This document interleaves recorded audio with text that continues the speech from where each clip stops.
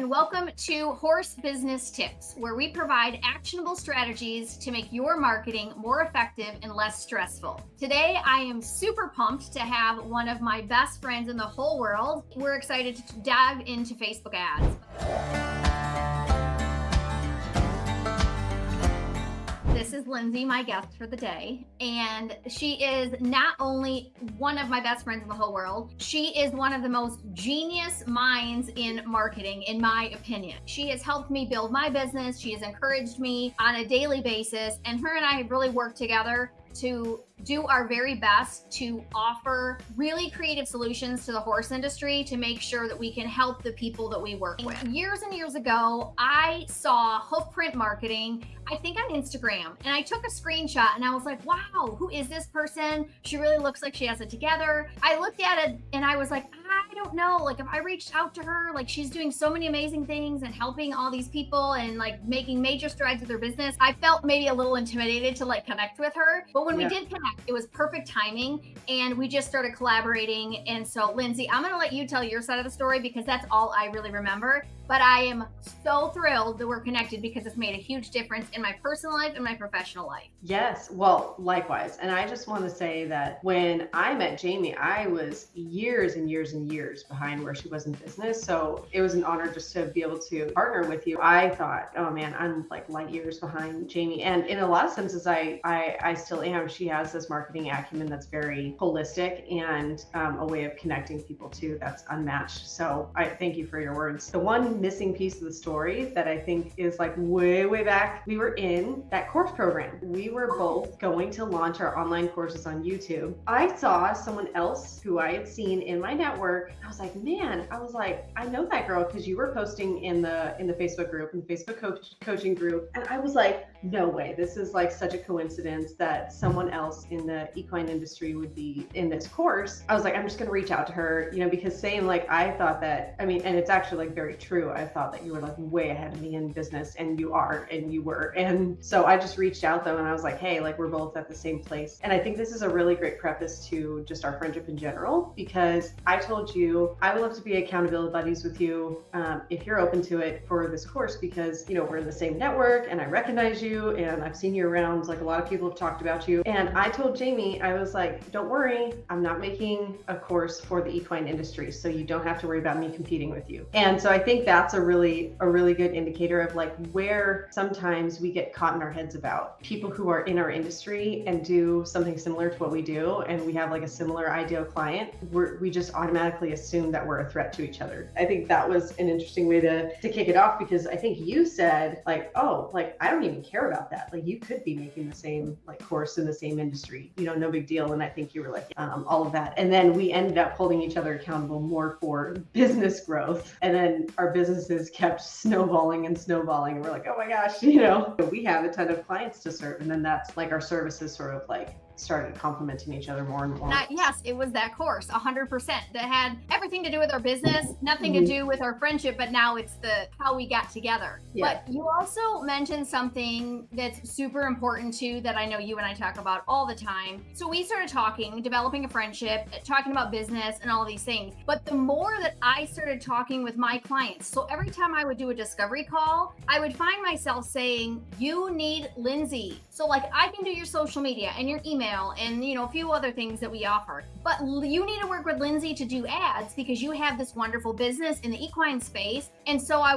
would just send them over to you and just be like, hey, have a conversation with this person. So every single time I was just like, you said it like a holistic perspective. That's how I always look at business. And it was so awesome because I'm like, I'm going to connect you with Lindsey. So then we started working on like multiple client projects together. Then it got really fun. Yeah, absolutely. And especially because I think when we first started chatting, I still had a ton of hodgepodge things going on, like different services that I was offering. And, I still kind of offer a few different services or whatever, but it's mostly ads, right? And I was at a point in my business where I was about to pull my hair out doing all of the things, and being able to sort of complement each other in like different services like really is a gift, especially when you know someone who's really talented who can help like with other things that you don't want to do, but you want to refer them to a good person. You know what I mean? And you want to be able to connect with like their other like marketing team. You said something earlier about what we do when we work together really helps to build and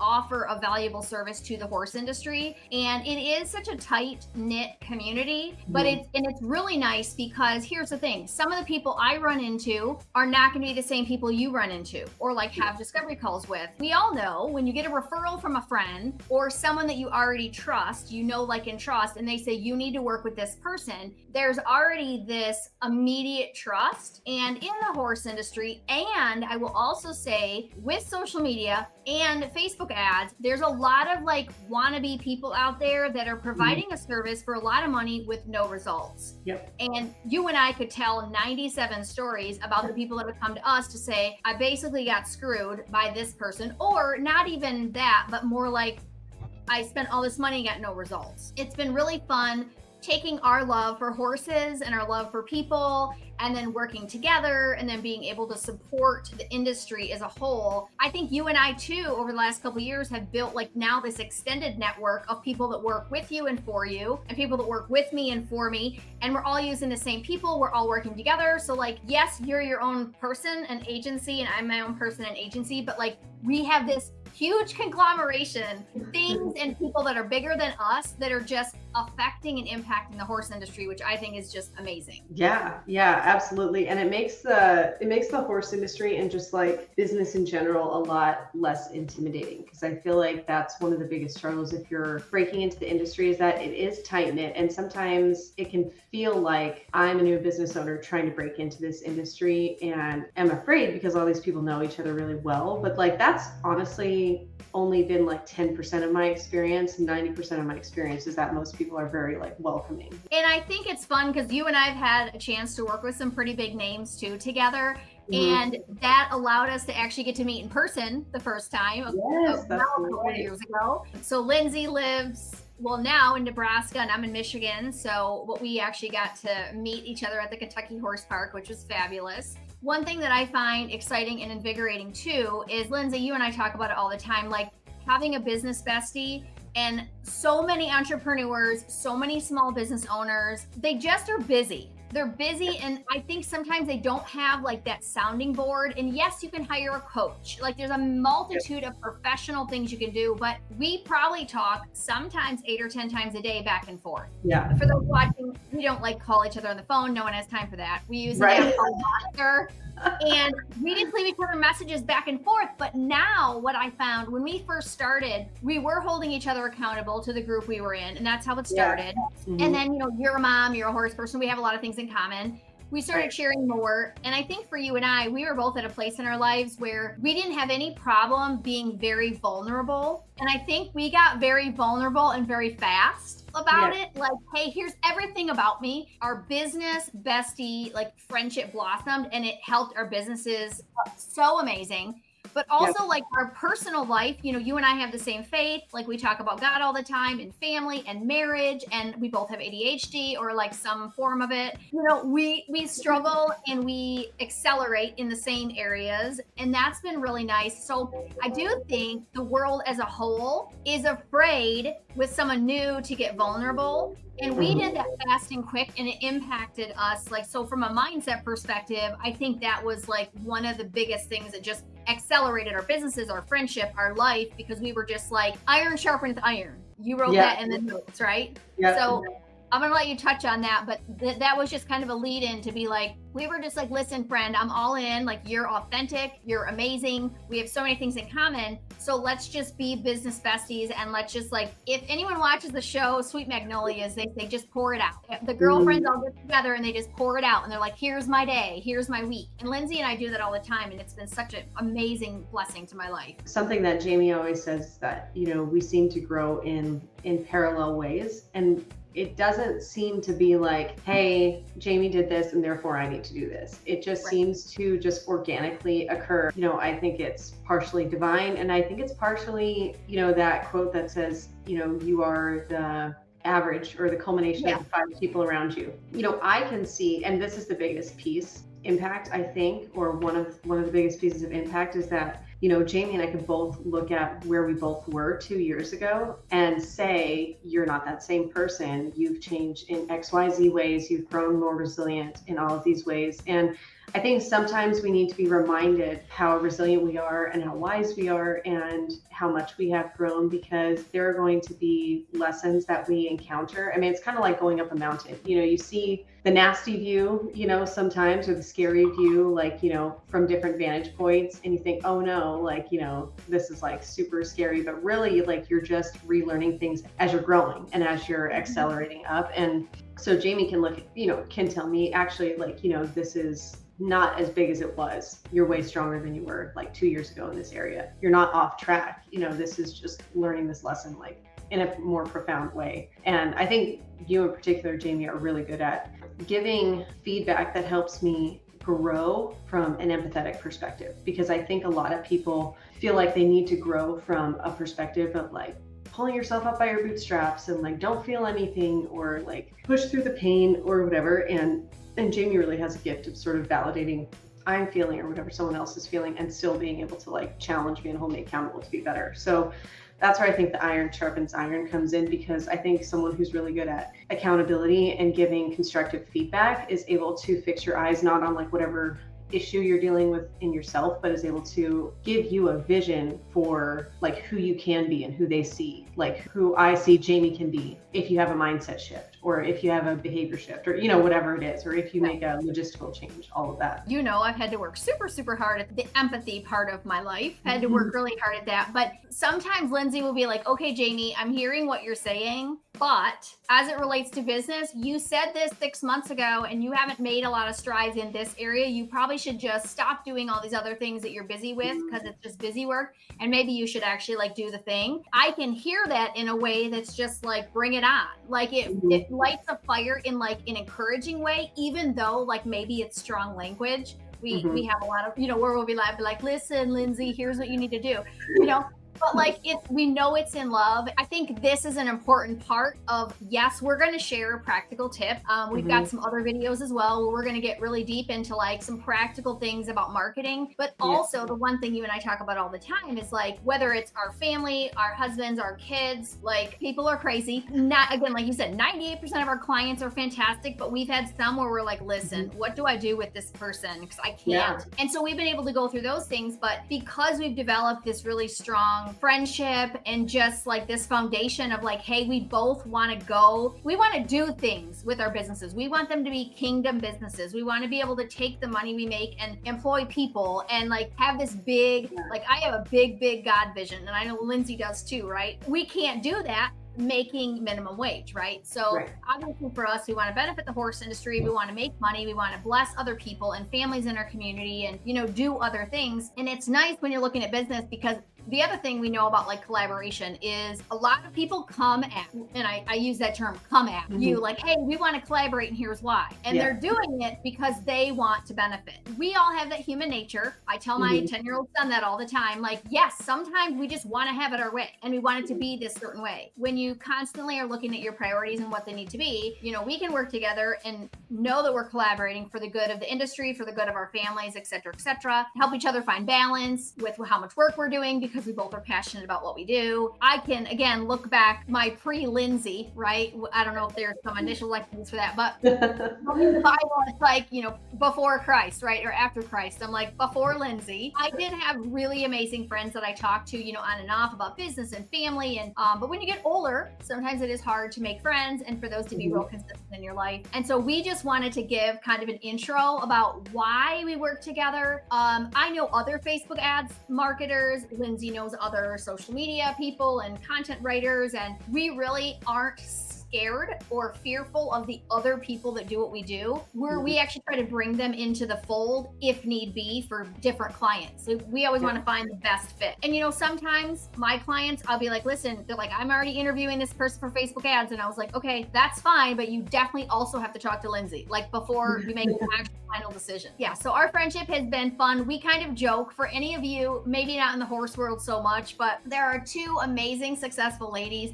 Amy Porterfield and Jenna Kutcher. If you're in the marketing space at all, they're like BFFs. They promote each other. They just have this beautiful, like symbiotic business relationship, but I think they're also friends. And we joke, I'm like, that's us, girlfriend. That's us. Why don't you tell us, Lindsey, about what you do, about Hoofprint Marketing, and like from a practical business point, what do you do and who are your ideal target clients? Very simply, I run Facebook and Google ads for businesses, specifically like my main niche is horse-based businesses, but I also work with, outside of the horse industry under my other alias, Rains Media. I can't really let go of Hoofprint Marketing. That's the bucket for non-equine businesses. Like I told you, I did all the marketing. I started out as a blogger. Like, I think when you screenshot my picture, I was a Pinterest marketer. I was doing all the things, right? I started out as a blogger, learned Pinterest to help my blog, sold my blog, did Pinterest marketing for other bloggers and then for other businesses. And then they wanted social media services, email marketing. I did marketing for the nonprofit I worked at the same time. And then it got to a point where I was like, I resonated the most with ads because then the clients could look at it and say, I put this much money in and I got this much money out. Like, I really was attracted to that because I love numbers. The challenge of ads is that you are spending other people's money. It is very nerve-wracking on that. And I really have loved doing ads because you can use ads for a lot of things and it can be a really good complement to an organic marketing strategy. But just to paint a picture, I kind of put different ads clients, even within the horse industry, in different buckets. So you have the service providers like farriers or riding instructors or lesson barns, or, I would probably even put the events that we've like marketed in that category too, like just like stuff that's local or like tangible, right? And then you have the info, but in person, right? Which is people selling memberships, courses, coaching. I have a range of horse trainers who offer things from $21 all the way up to like $2,000. And then your other bucket is e-commerce. So people just selling directly from like their website. For the service-based businesses, a lot of it is lead generation and sales, like, like nurturing, using ads to nurture and sell into their info products. And then for e-commerce, it's all direct sales. And so they all sort of operate differently. But my favorite thing to do with clients is to use Google and Facebook together as a funnel, which is one of the unique things that Hoofprint Marketing offers. Is we don't differentiate our retainer based on Google or Facebook. We differentiate our retainer based on ad spend. And so if you're spending over like 10 grand or whatever, like that's when we're like, okay, like there's more work going into this, like whether we're doing Google or Facebook. But when you use Google, which is like a search engine, people are searching for something, so they have high intent, but then you're using Facebook to go out and basically prospect and find people who might be interested, but they just don't know about you yet. It works really well together. So it kind of covers like all of the types of marketing bases. It's been interesting to see where ads have come from and where Facebook and Instagram. What I found in the beginning, most of the people I would talk to, almost all of them would say ads scare me,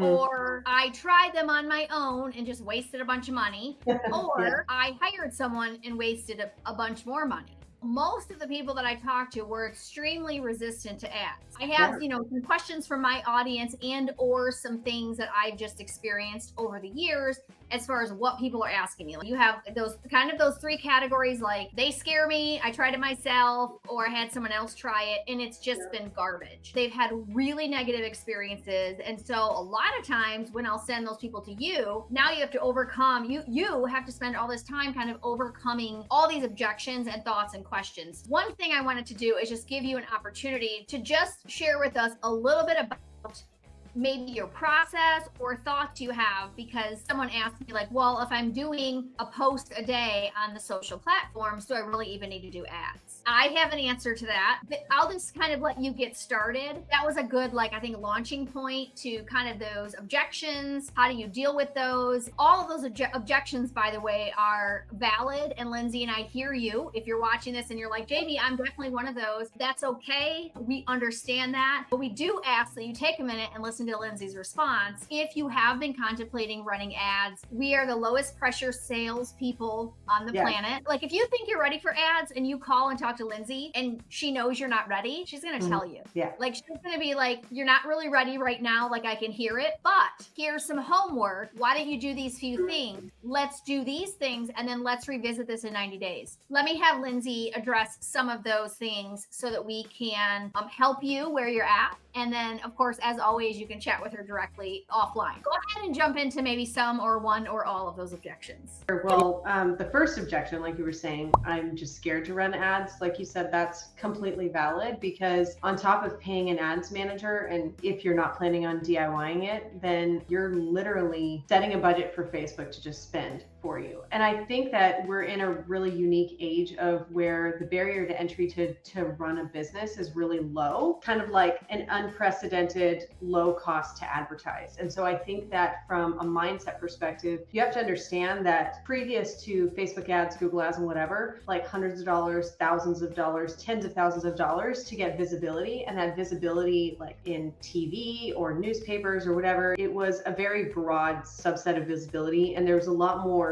labor involved in getting new customers. So especially like if you're in a like higher ticket, like sales environment, like there was oftentimes like a sales team who would just go and take time and build relationships with people. It's valid to be scared because you're literally going and telling Facebook to spend your money. And if you don't have a plan, then you're probably not going to get much for it, honestly. Like, there are some people who have a real good intuition, and these are always the business owners who know their audience super well and have had to DIY other marketing things before. Sometimes those business owners do just fine. Like, they take maybe a Facebook course, or maybe they just, watch a few YouTube videos, but that's the exception. That's not the rule. Because here's the thing, the platforms too are set up to make it easy to do really low effort ads. Like, basically, like, put your money in. We'll do with that advertising budget what we want. We'll do, like, Facebook's doing the targeting, Google's doing the targeting, and you have no visibility on the results except for you get a phone call from it or something, or you get like a new sale and you think it came from that, but you don't know because like you didn't set up like a proper ad campaign. But just being scared to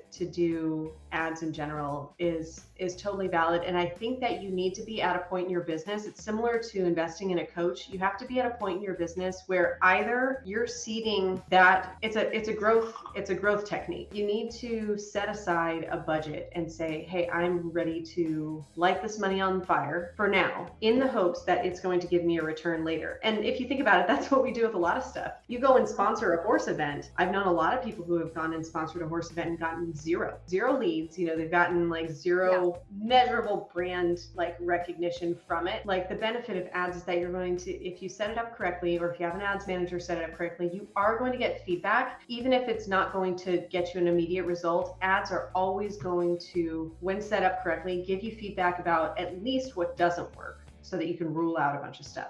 You mentioned a lot of things that are incredibly helpful. And the one thing that I love the most that I tell people about things like email marketing, when you can measure what you're spending and like you said, even if we find out what doesn't work, okay, I have sent emails on days and times, like I was like, that was dumb, it didn't work. But it wasn't dumb because now I have data that tells me it didn't work. So now what do we, or the target, or maybe, if the customer isn't that dialed in yet on who their audience is, and we're trying to help them narrow that down. And the other thing is, from my experience, I have tried to boost my own posts. I'm a fairly intelligent individual when it comes to things that are common sense, business related, things that make sense. I don't want to even try to understand what goes on the back end of Facebook. Like, Lindsey actually does my ads too, because I don't have that brain to take the data and then know, like, did it even work? I don't know. Like, I can maybe measure and be like, okay, I got 7 discovery calls and deduce from there. I just want to cut in and say it's so important because so many of us, for example, I was just at Quarter Horse Congress. How many people spent hundreds and hundreds of dollars putting an ad in, beautiful ads, by the way, but nothing in the ad is capturing. All it is just a flash in the pan. Yep. There's no QR code. There's no nothing trying to get these people's information and know if I spent $2,500 on a full 2-page color ad for my breeding facility and I have a top quarter horse stud that I'm standing, how do I know how many people saw it? I might know the impressions, which now I'm getting super technical, but I'm just saying with Facebook ads, when I run ads with Lindsey, she can be like, okay, here's the exact stats, here's what's working, here's not, here's where we need to put more money. It's like any other investment in your business. It is a growth mechanism, and it's actually a lot more tangible, like you were saying. It's a lot more tangible and measurable than other growth mechanisms. For example, another growth mechanism would be hiring a business strategist to help you get to the next level in your business. That's usually costs a lot more. Sometimes you can get a more affordable hybrid coaching package like what you have. But in order to get to the next level, you have to set aside some funds in your business to be able to test that. And I would say for a few months. And so if you're saying there's no way that I can do that right now, totally valid. At some point, it's probably going to be necessary for you if you want to scale past what you can do within your referral network, with your organic social media marketing.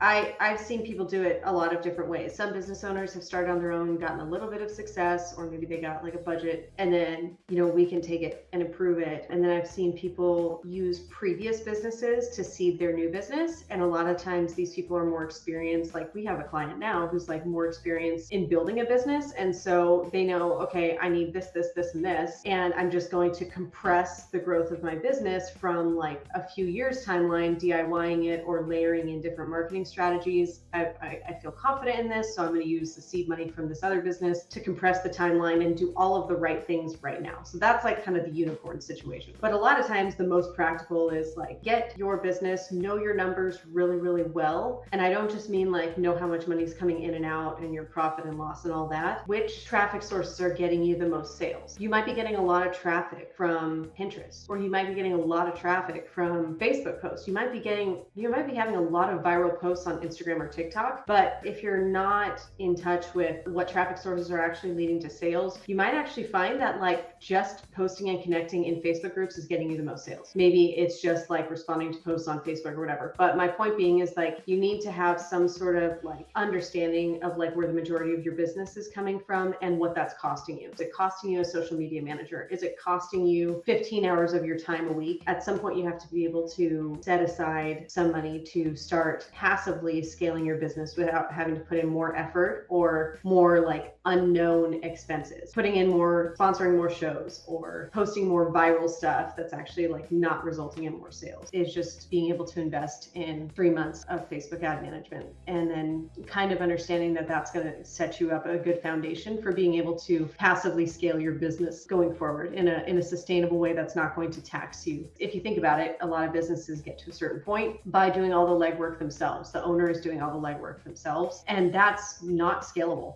You're going to have to build a team. You're going to have to hire people who are specialists in different things. And ultimately you want to be spending 80% of your time just doing what you're best at, which is product development, getting better at your craft, and or sales. If you're just watching this and you're like 3 months in your business and you're just a baby business and you're like, this is really overwhelming. It's maybe just not your time yet. It's okay. Yeah. Just make a plan. You need to know what you're really good at. And honestly, the one thing we find, so many people specifically in the horse industry are absolute geniuses at their craft. Okay.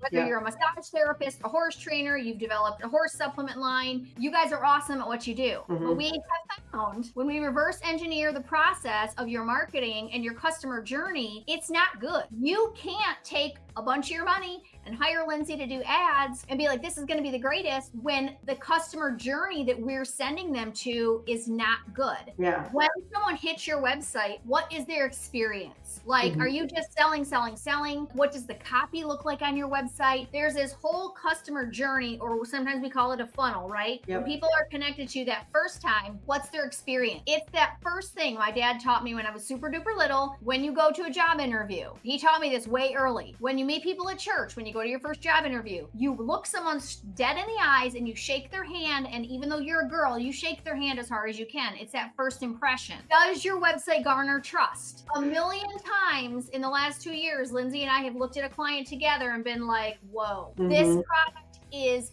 fabulous. But the website and the customer journey is a little bit dumpster fire. Let's be real. Again, we've talked to a lot of business owners who are like, I did my website, or my son did it, or that is awesome if you gotta DIY it to begin with. But as you level up and you grow your business, it's uncomfortable. No one wants to redo their website. No one wants to build a landing page, but you have to do it to move forward. So I just wanted to kind of give an aside to what you were talking about, because so many of you out there are so good at what you do. It's ridiculous. I mean, we're just like, how do these people craft and make and create these things and do these things with horses that are magical? You keep doing your thing. And that's why Lindsey and I have a job, because we're good at this stuff. Did you have anything else you wanted to add about the ads portion of just the feeling behind creating ads or hiring an ads manager? Yes. So I try to do it myself, waste of time or money. Like I touched on before, the platforms, Meta and Google both have a version of this. Google has the smart campaigns, which I affectionately call the stupid campaigns. Meta has like the boosting the posts, and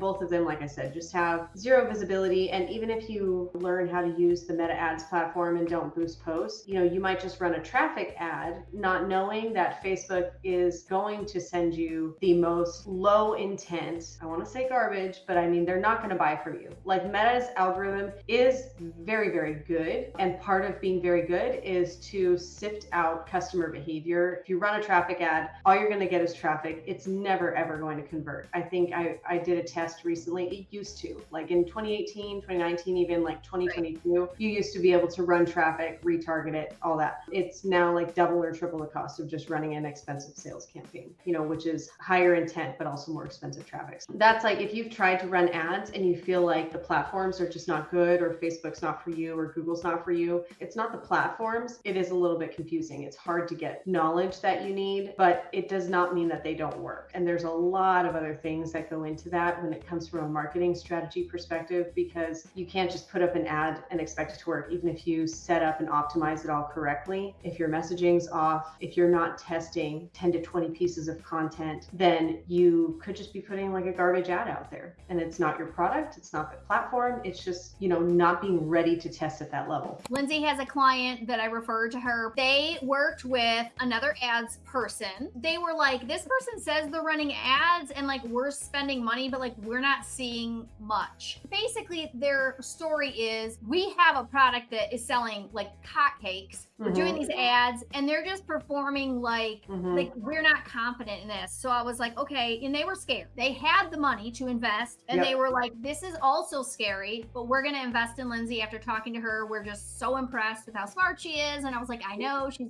a genius. Run us a few numbers. This company has the potential to do, I don't even know, you can tell us the number, the potential of what they could do every month. Their equine supplements, there's a million of them out there. So it's very competitive too. But she was able to test a ton of ads in the first 30 to 45 days, get them loads of data. And the data, I think, is what kept them working with her. And it took away the scare factor for them, because they were like, okay, now we know where our money's going. I think the strides they made in the first 30 days were astounding. But over the course of the last 90 and the course that they're on is like, Lindsey will send me some of the screenshots and be like, look what's happening. And I'm like, share a little, just some, like, because I know you got some ridiculous stats for that. But just share kind of the storyline of getting them started, and then a little bit of like the numbers. Yeah, I know. This was an account where, like you said, like the owners of the business like came in really hesitant and scared, and they weren't confident in their ads manager. And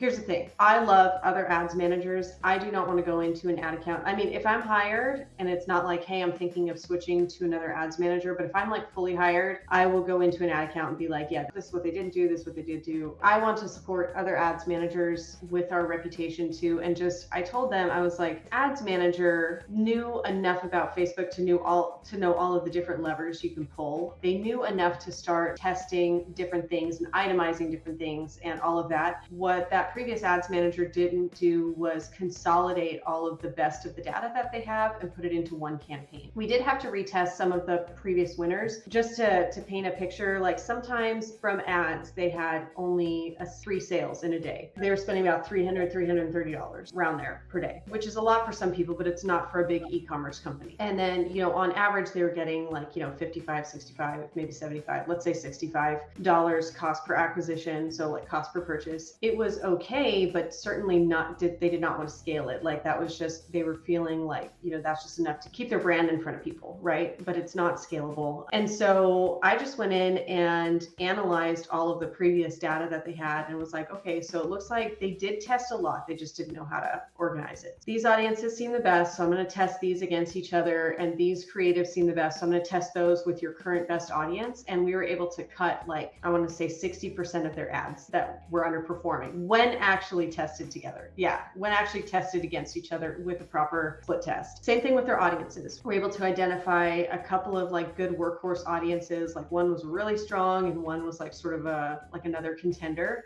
All we did was consolidate them into a campaign, give a lot more money to that campaign. Just about 90 days, they went from making, their cost per acquisition went from about 55, 65 down to between like 35 and 45, which was really huge. And then within 90 days, just by doing that consolidation and testing a few different things, we were able to get them to be spending about like $900-ish a day. Their revenue went up about 50%, which is huge because they were already like pretty established, making a pretty good amount of revenue. Their profit went up 30%. Obviously, you don't just want your revenue to go up, but you want your profit to scale with it, because you want to keep in mind cost of goods, labor, and like all that stuff. It's been a really incredible journey with them because at the very beginning, like they were very, very hesitant to trust me or to trust another ads manager. The difference was that I was able to explain to them what their previous ads manager did well and what their previous ads manager where the gap was and why Meta acted the way it acted. Because Meta, if you don't get enough sales in a given campaign in a week, it will inevitably just tank after 1 to 2 weeks. And so that's what was happening. They kept launching campaigns, they'd tank after a couple weeks. Then they launch another campaign, Meta would scoop up a few good sales and a few good costs, and then it would tank. And so it was just very discouraging. And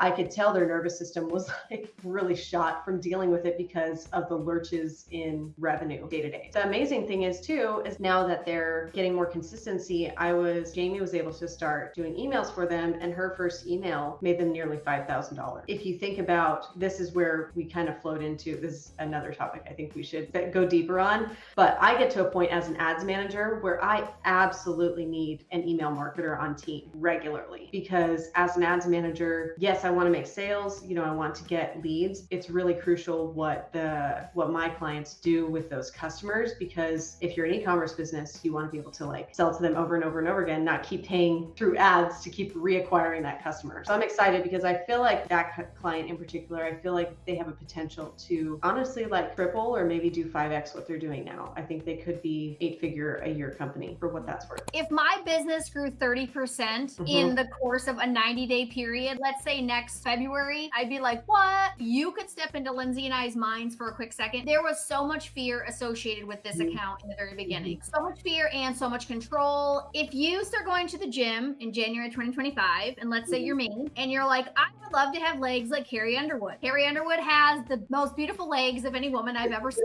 Just a random fact. I certainly do not have the willpower in and of my own self to get legs like that. So let's say I get a personal trainer in January and I start working with them January 1. And on January 3, January 7, January 11, I'm literally asking my personal trainer, why am I not seeing results?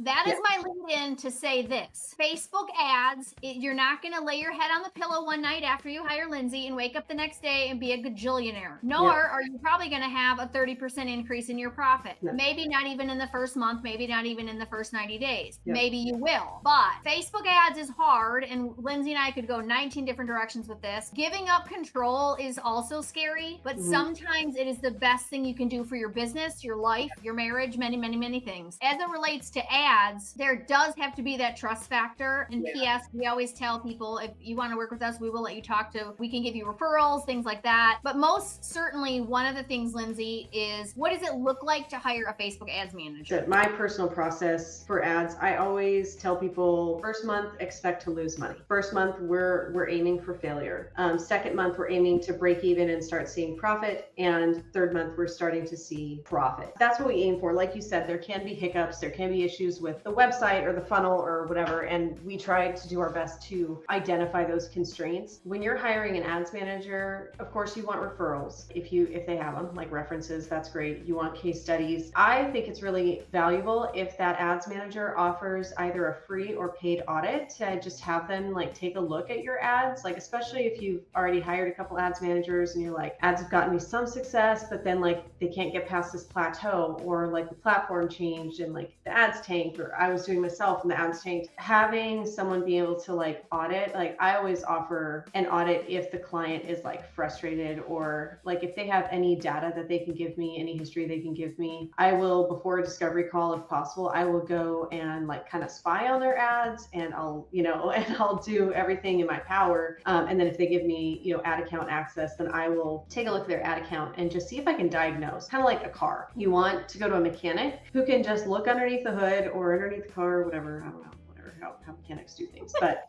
they can just look, and it doesn't take them a whole week to figure out what's wrong with your car. And I've experienced both. A really, really experienced mechanic, a really, really experienced ads manager will be able to look in an account and see pretty good confidence what might be wrong and what you can do. Then once we go into onboarding, we create a strategy. We even have to be as advanced as making a funnel map, just so that the client can visualize what their ads are doing. But our process is actually pretty repeatable, pretty rinse and repeat. Like if the client has 0 ads in their history, then we test one campaign that has like our best educated guess based on research and understanding of their customer. We test their audience, the copy, and creative all in one campaign. We kind of take that and then we go and we test what audiences are best. So we try to start fragmenting their audience and eliminate pockets of like different interests or different types of lookalike audience. We try to actually get to the point of failure with some of like pockets of their audience and test other ones and see if we can optimize for better cost with their audience. And then we stack all of those together, and then we take all of the best audience data and then we test creatives against each other and make it as equal as possible to see like, okay, what creatives are resonating with the audience, what messaging. This is where the marketing piece comes in. So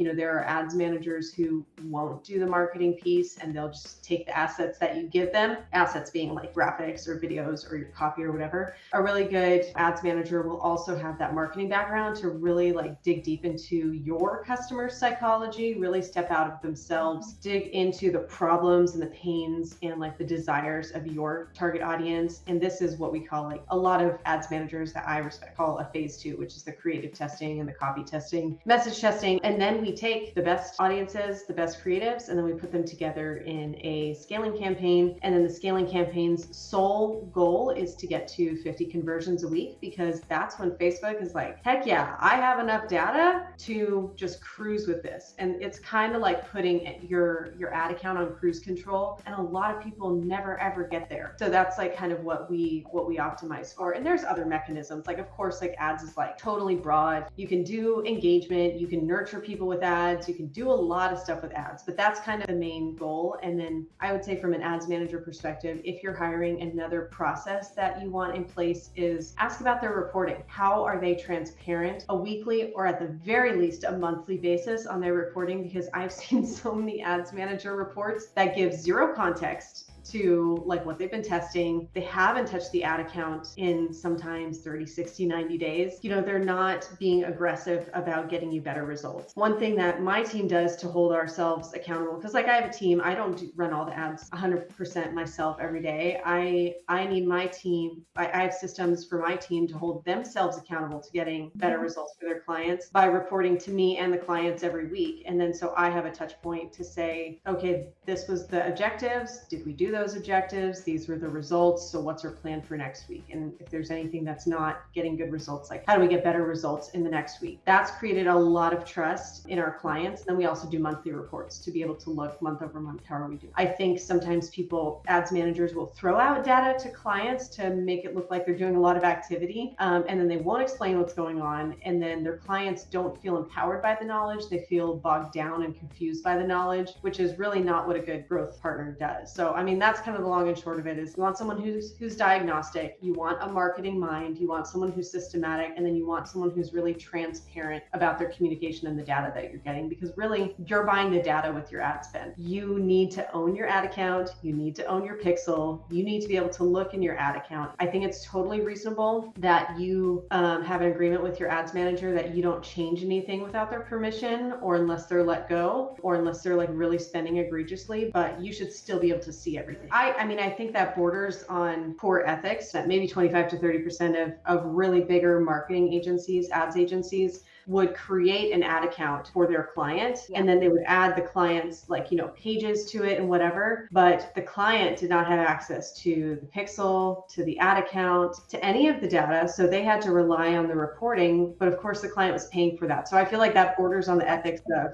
yeah, exactly. And I feel like that borders on like poor ethics from a marketing agency side, because the client is paying for that information. Clients should be held with an open hand. I want what's best for them. And so if what's best for them is to hire someone else in-house, that should be acceptable. And if they're only hiring me for 90 days to get data from a different perspective, that's completely acceptable. Just in general, a good business practice is to put yourself in your client's shoes. And when you are spending tens of thousands of dollars on behalf of a client, I think a much higher level of accountability is appropriate for that situation. Well, I think another thing, and this is maybe a good segue into like a different piece of what we're talking about and kind of our mindset. Other people might say they do this. I always try to put myself in the shoes of my client, but also I try to become a team member. You know, like, yes, we're contractors, right? You're hiring us. Like there's these logistical terms, but we are now a member of the team. And yes, we're a member of multiple other teams, right? Helping people build their businesses. Interesting, because I had a little quick story that kind of leads into this, and then you might have some feedback on this part of it, because I think what you're doing, like you said, there has to be a lot of trust. And, then it's like, okay, I'm a part of your team, because I'm not just to get a check every month. We're in this. We want you to do awesome. Less than a year ago, she fired me. Basically, she just said, we're not working together anymore. I met her 10 or 11 years ago. She had a business. At the time, she wanted to start another business. And she says, when I get this other business started, I will hire you. Well, she was one that was on my email list for 8 years before she hired me. So there's value in email, people, just like what Lindsey said. She was on my email list for 8 years. She hired me. She started her culinary business. That's what she was in the horse industry and she wanted to start a bakery. She did. I helped her market her bakery for, 4 or 5 years. And then she's like, I want to take this bakery offline. I want to just do culinary classes. Like, I'm getting older. I want to retire and I want to enjoy my life. She's like, Jamie, when we get this up and running to a point where I can basically quit the physical location, I'm going to fire you because you will have helped me achieve my goal. I joke all the time, and I think I might have done a video a little while back, like I just got fired and it was the best thing ever. It was years ago, so I didn't know Lindsey, but she had an ads agency that was helping her with ads. I was doing email and social media, and together we both all worked on her team to work her right out of the businesses she didn't want into the business she did. I think there's something to be said for the team member and the trust factor as it relates to ads and all the other pieces of marketing too. But ads is so personal. We have worked with many businesses now together where some people just want to be like, you're my marketing manager, or you're my ads manager. Like, I like you, you're cool, but like, we're going to hold you at arm's length. Other clients have become like family. That's just how we work. Lindsey and I, that's how we feel about our clients. Now, if you don't want us to tell you we love you, we won't. We can just do business, but that's kind of just know that we do. Yeah. I don't know if you have anything to add from that team member or trust perspective that you want to No, yeah, I totally agree. And I think that's a beautiful example too, is that at some point, part of our goal is to either scale you to the point where you can make a big exit like that, like she was able to make a big exit and fulfill her dreams from start to finish. And then sometimes we're just getting you through a season to where our services can help you afford to build out, an in-house marketing team. And I think that happens a lot in agencies, is that we get them to the point where they understand enough about their customer, they understand what works, they understand what happens, in the ad account, and then they're able to go to the next level. So, Lindsey, I do have another question, because this is a strategy that it seems so incredibly simple, but many people are not doing it. I have a lot of people that come to me that are not utilizing email, or they like really, really want to do it, but they don't know how to grow their list because social media can be a crazy place. Lindsey, you and I have talked, like, why do we want to grow an email list? We want to do it because the email list is ours. And if the whole world exploded tomorrow, we still have our email list, right? If social media goes down for a day or Instagram goes down, we have many, many different ways, but email is a very great way to ensure we have constant communication with our client. For those customers that I've talked to, I'm like, you need to grow your business, and here's a great way to do it. A giveaway is always good, right? I have another YouTube video on that. But what is another way using ads, and what are the benefits to running an ad to build your email list? Yeah, that's a great question, because I think sometimes people get a little tunnel visioned on making sales with Facebook. Recently, I've been talking to a lot of business owners where actually lead generation makes the most sense as their sole purpose with Facebook ads. And like you're saying, like all of these platforms, not only could they go down at any point, and we're not just talking about Facebook and Instagram and Google. What if you're a maker or a creator and you're on Etsy or Amazon, and you don't own any, like with Etsy, purchasers have to opt into your email list. You think they're going to do that? Probably not. And Amazon, you have absolutely zero customer data. There's some crazy statistic. It's over 50%, especially for retail businesses, of your customers are going to be repeat customers. Growing your email list is crucial, not just for being able to resell to your customers and to be able to have that stability as a business, which in and of itself is massive. A lot of people are taking longer to buy, and email lists are really a great nurturing tool. In my opinion, they're the best nurturing tool. They're better than social media. It's better than ads. It's better than a lot of stuff. And it's very versatile. So you can send, your people to a YouTube video to get to know you better. You can send resources via email. You can tell stories. You can contact people directly through your email list. But here are a few ways you can use ads to grow your email list. First, this is a tool we used to use early on, was giveaway ads. I'll say this with with caveat here. So giveaway ads are really great when they really align with what you sell. So for example, if you are selling a really high ticket, like retail product, like I'm talking about a few $100s, probably don't want to do a giveaway, because these are probably people who never ever could afford it, who are trying to get on your list. Unless you have a really killer follow-up sequence, they're probably never going to buy, or at least not in the near future, right? So I wouldn't do it for that, but I would do it for things that are products that are very spontaneous and like easy to buy, like things that are fun and that you would just impulse buy. Like I just talked to a business owner who makes like these really cute custom, or these different limited edition socks, really great products. But like, why would I not buy a new pair of socks every 60 days? You know what I mean? Why would I not buy a pair of socks for a friend or whatever? It's not like I'm just entering the giveaway to just get those socks. I just might really like the brand. But another way to grow your email list is for lead generation. I do this all the time to get someone on the call or get someone on the phone. So say you offer like a really valuable service, you need to conduct a sales call. So Facebook ads are really great for generating leads for that. So if you're an info product, or like if you have like a course or a membership or something, it's a very, very common practice to do an opt-in, and it's getting harder and harder to do that on actual platforms. So it's getting harder to do it on Facebook and Instagram, like by like using your organic content. It's getting harder, but with ads, you can, again, get really quick feedback, opt-ins that are working. And here's the thing about ads with opt-ins.